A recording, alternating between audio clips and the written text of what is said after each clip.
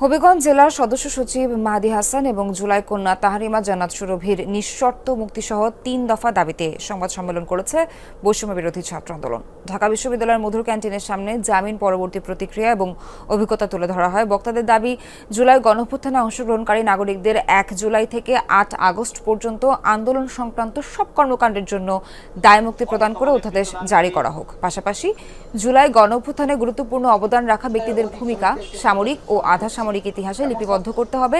এছাড়া সম্মাননা ও রাষ্ট্রীয় স্বীকৃতি প্রদান এবং আইনি সুরক্ষা নিশ্চিত করার দাবি তোলেন তারা।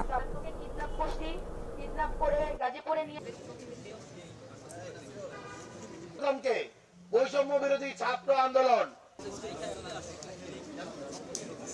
গোয়েন্দা সংস্থার কাছে আমাদের মাহাদি সুরভিদের তথ্য থাকে, কিন্তু যেই সকল সন্ত্রাসীরা আমাদের উপর গুলি চালিয়েছে তাদের কোনো তথ্য এই গোয়েন্দা সংস্থার কাছে থাকে না।